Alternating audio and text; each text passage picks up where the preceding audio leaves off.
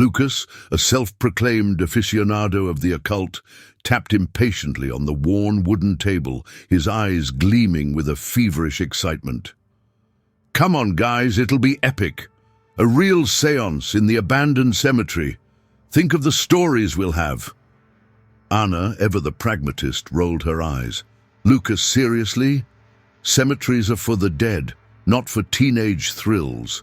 There's no such thing as communicating with spirits." Pedro, nervously fidgeting with his hands, mumbled, "I don't know. I heard stories about that place. They say it's haunted." Sophia, her gaze distant and thoughtful, added quietly, "There are energies we don't understand, Pedro. I can feel it sometimes." Lucas grinned, sensing an opening. "Exactly, Sophia. This is our chance to explore those energies, to delve into the unknown. Imagine contacting the other side." He leaned in conspiratorially. "They say the old groundskeeper buried there holds the secrets of the place." Anna sighed, but a flicker of curiosity betrayed her skepticism. Pedro remained apprehensive, but Sophia's quiet acceptance had swayed him slightly. The seed of a morbid fascination had been planted. Now I will pause here for your review. Please let me know if you have any feedback before I proceed with the next chapter. The rusted iron gates groaned open like a mournful sigh, revealing a landscape swallowed by shadows and overgrown vegetation.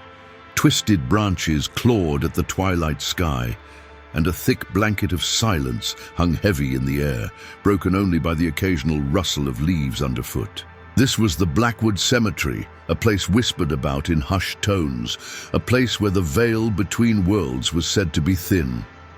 Lucas, leading the way with a flashlight beam cutting through the darkness, grinned. "Spooky, right? Just perfect." Anna shivered, pulling her jacket tighter. "It's more depressing than spooky." The air was damp and carried the scent of decaying leaves and damp earth. Broken headstones leaned at precarious angles, their inscriptions worn away by time and weather. Some were completely toppled, swallowed by the encroaching weeds. Pedro stumbled over a root, his heart pounding in his chest. "Are you sure about this, Lucas? This place gives me the creeps." Sophia, walking slightly apart from the others, seemed almost serene. She ran her fingers lightly over a moss-covered angel statue, her eyes closed. "There's a strong presence here," she murmured.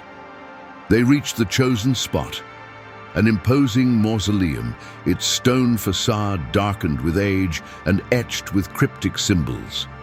Lucas produced a small bag from his backpack. Inside were candles, a tarnished silver mirror, and a worn, leather-bound book. He laid them out on a flat stone surface in front of the mausoleum. The scene was set.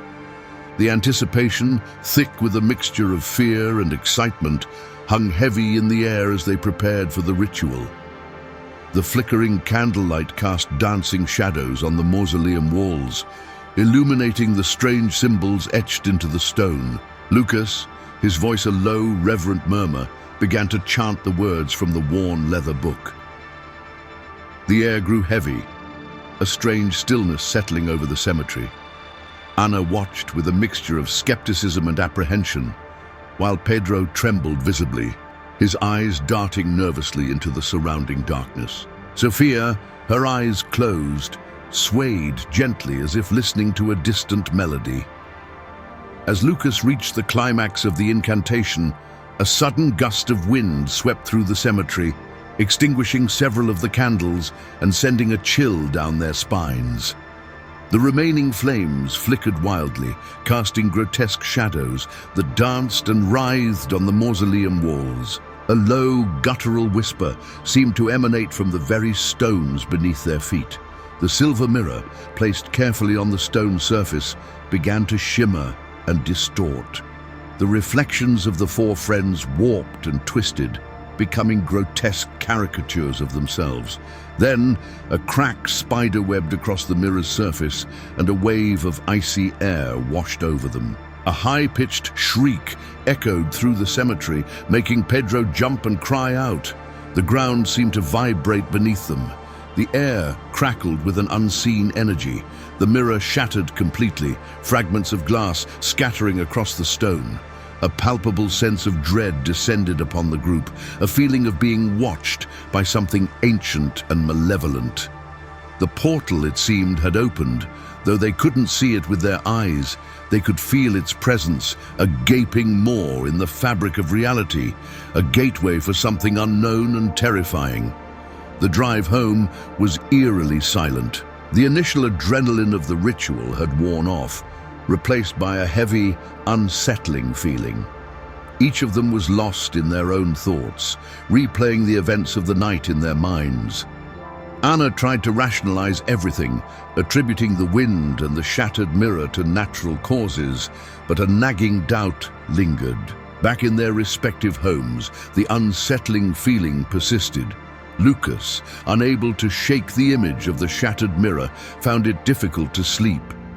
He kept hearing faint whispers, just at the edge of his hearing, as if someone was calling his name. Pedro, already prone to anxiety, was a nervous wreck. Every creak of his house sent him jumping. He swore he saw shadows moving in the periphery of his vision, darting just out of sight. Sophia, usually calm and composed, felt a constant sense of unease, a feeling of being watched. She noticed objects in her room subtly shifting positions. A book moved from her nightstand to the floor, a picture frame slightly askew. The most unsettling incident occurred to Anna. While studying late at night, she heard a distinct knocking at her window. When she looked, there was nothing there.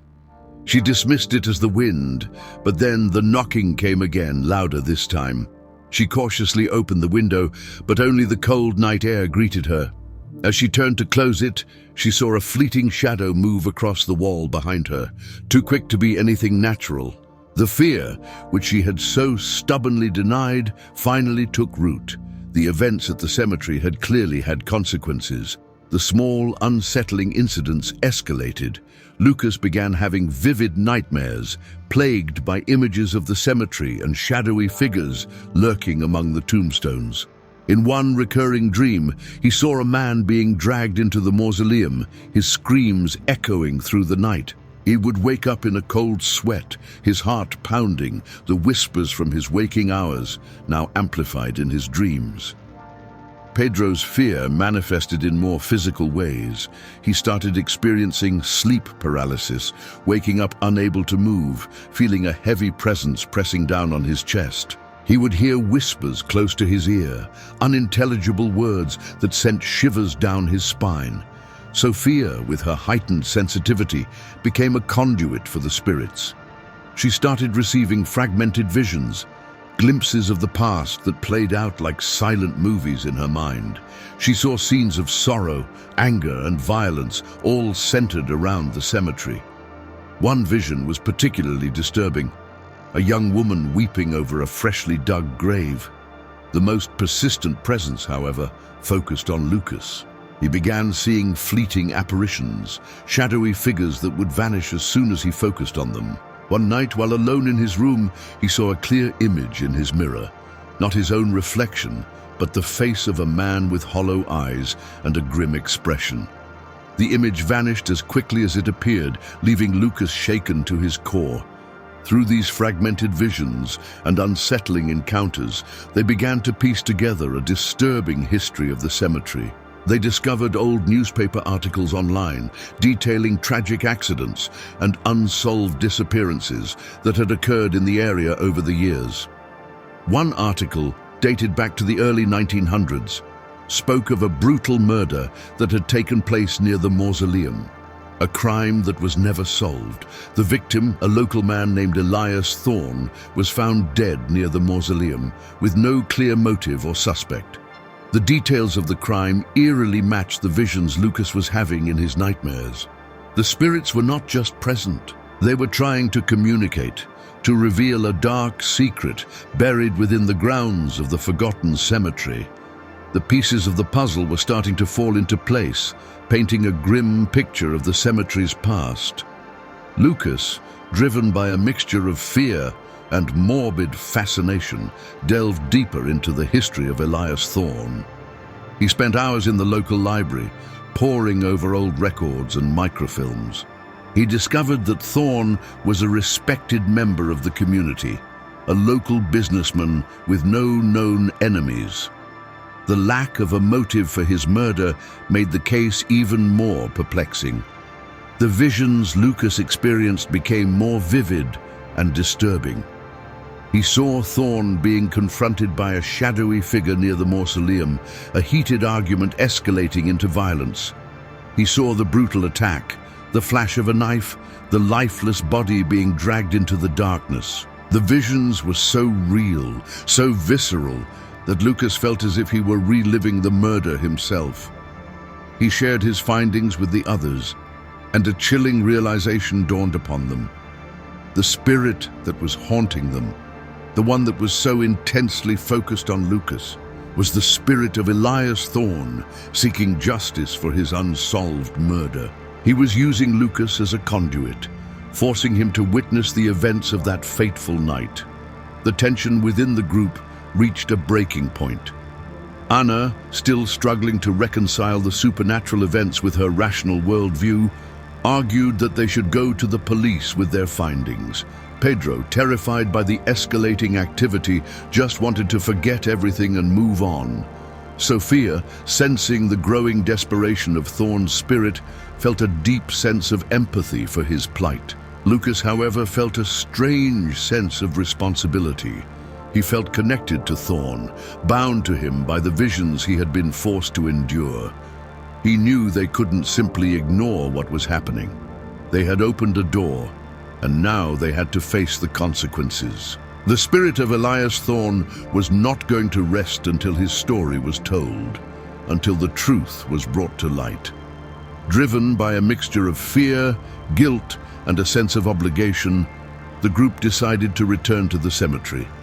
They knew it was dangerous, but they felt they had no other choice. They had to try and help Elias Thorn find peace, to close the portal they had inadvertently opened. The night was cold and still, the moon hidden behind a thick layer of clouds. The cemetery seemed even more desolate and foreboding than before. As they approached the mausoleum, a palpable sense of dread hung in the air. The temperature dropped noticeably, and a low, mournful wail echoed through the grounds. Inside the mausoleum, the air was thick with a chilling presence. The shattered fragments of the mirror still lay scattered on the stone floor. Lucas felt a cold hand grip his heart, a wave of intense sorrow and anger washing over him. He knew Thorn was there, waiting. Suddenly, the temperature plummeted, and a spectral figure materialized before them. It was the same man Lucas had seen in his visions, with hollow eyes and a grim expression. The figure radiated an aura of pain and rage. Thorn's spirit had manifested in its most powerful form yet. The air crackled with energy as Thorn's spirit began to speak, his voice a low, guttural whisper that seemed to emanate from the very walls of the mausoleum. He recounted the events of his murder, the betrayal by someone he trusted, the desperate struggle for his life. His words were filled with bitterness and a burning desire for justice. Anna, drawing on research she had done after the initial ritual, began to recite a counter-ritual, hoping to close the portal and appease Thorn's spirit. Pedro and Sophia stood protectively in front of Lucas, shielding him from the intense energy emanating from the apparition. The atmosphere was charged with tension, a battle between the living and the dead, a desperate attempt to undo the consequences of their morbid curiosity. As Anna continued the counter-ritual, the mausoleum began to tremble. The spectral figure of Elias Thorn flickered and wavered, his form becoming less solid, more translucent. The air grew warmer, the oppressive chill beginning to dissipate. Lucas, feeling a strange connection to Thorn, stepped forward. He spoke to the spirit, acknowledging his pain and promising that his story would not be forgotten. He spoke of justice, of the importance of truth, and of the peace that Thorn deserved. As Lucas spoke, Thorn's spectral form softened. The anger in his eyes began to fade, replaced by a look of weary acceptance. He seemed to finally understand that his story had been heard, that his suffering had not been in vain. With the final words of Anna's ritual, a bright light filled the mausoleum. The spectral figure of Elias Thorne dissolved into the light, his presence fading away like a whisper on the wind. The trembling stopped, the air cleared, and a sense of profound peace settled over the place. The portal, it seemed, had finally closed. The group stood in silence for a moment, catching their breath, the weight of the past lifted from their shoulders. The experience had been terrifying, but it had also been strangely cathartic. They had faced the unknown, confronted the darkness, and helped a lost soul find its way to peace. The drive home was different this time. The heavy silence was replaced by a quiet sense of relief, mixed with a lingering sense of awe. They had faced something truly extraordinary, something that had changed them all. In the days that followed, the unsettling events ceased. The whispers, the shadows, the nightmares, they were all gone. The weight that had been pressing down on them had lifted, replaced by a newfound understanding of the world beyond the veil. Lucas, deeply affected by his connection with Elias Thorne, dedicated himself to researching the unsolved murder. He compiled the information they had gleaned from the spirits and presented it to the local authorities. While the evidence was circumstantial, it sparked renewed interest in the cold case, giving Thorne's story a chance to finally be heard. The group remained close, bound by their shared experience.